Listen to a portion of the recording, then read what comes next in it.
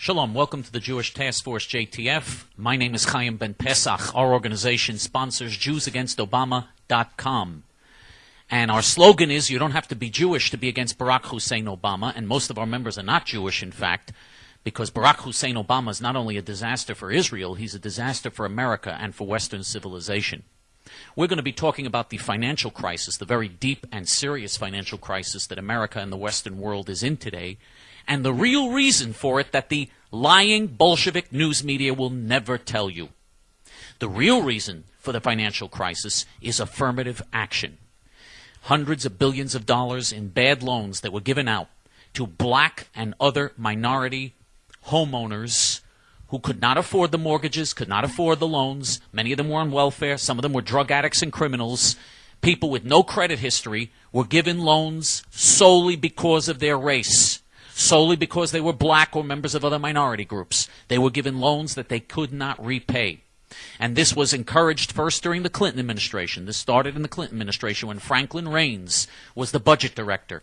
And you had a policy of aggressive affirmative action in the Clinton years.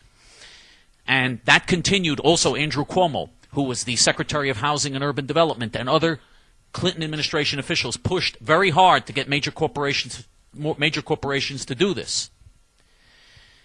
Even after the Clinton administration left office, you then had Franklin Raines, a black affirmative action racist and anti-Semite, take over as the CEO of Fannie Mae. He's the one who took over Fannie Mae. Now, Fannie Mae underwrites and insures all of these loans that the banks give out for mortgages. So that is the underpinning. That is really the pillar of the American mortgage industry and American loan industry. When that goes under, we're in a lot of trouble.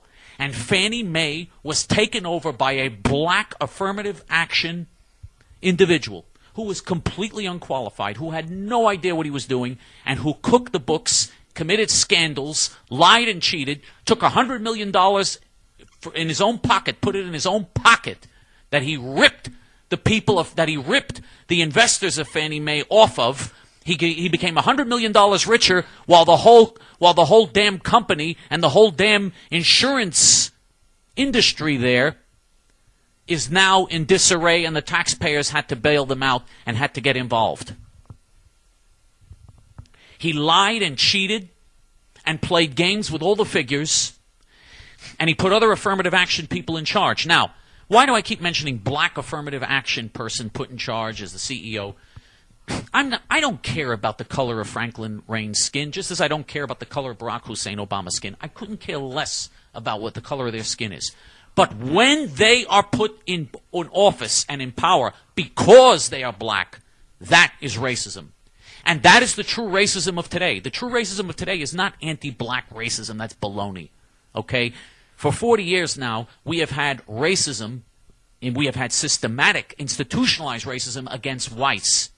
And especially against Jews, especially against Jewish people, because Jews are smart, and because they're the most successful people. They have the highest IQs, they're the most successful, the most talented in business and in all these other fields, and because of their enormous talent and ability, it was decided that they were going to cut down on the number of Jews involved in all of these things, and they were going to discriminate against the Jews, discriminate against all whites in general as well, discriminate also, by the way, against most Asians, against Chinese, Japanese, Koreans, and others, because they're also successful in business.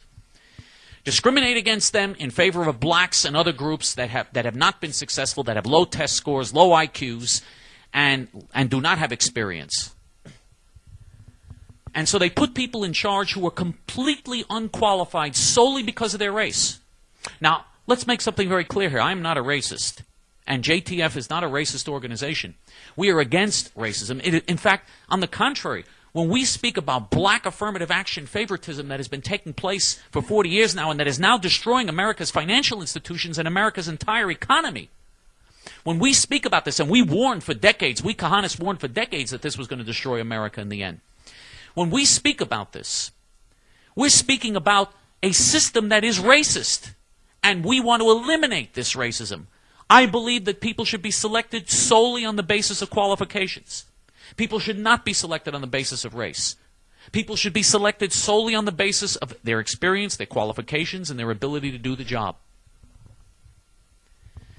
But Hollywood and the news media and the television programs have all been inundating us for decades about how brilliant blacks are. They're the best doctors. They're the best professors. They're the best engineers. They're the best scientists. They're the geniuses, which is baloney. I'm sorry. It's baloney. Very few blacks are successful in any of these fields.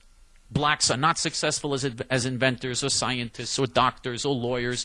They are at the bottom of everything in terms of tests and in terms of achieving things and inventing anything serious. And if you look at black Africa and black African countries, they are the most ignorant, poor, impoverished, nasty slop houses on the face of the earth. I mean, they'd all be dead now of AIDS and would have all eaten and killed each other already if not for Whitey coming in and helping them out. Let's face it. So, to portray blacks as they've been portrayed for decades now, in every movie, on every television show, as the great ones, the brilliant ones, they're always portrayed positively. Whites are always portrayed negatively. Is just a distortion of reality. And again, it has nothing to do with the color of their skin. I don't believe there's any genetic issue here, and it's not because of the color of their skin. I don't believe in genetics, and I don't believe in that the color of their skin is what determines intelligence or ability here. I think it's a culture. There is a cultural issue here that African culture breeds these problems, and that it has nothing to do with their race. It has nothing to do with their race. If blacks chose to be hardworking and chose to be educated and chose to have good culture and chose to take care of their children instead of abandoning them and having illegitimate children, which is what over 70% of them do every year, instead of doing that, if they chose to have a good, productive family life and family culture, blacks would also be very successful. I really believe that because I'm not a racist.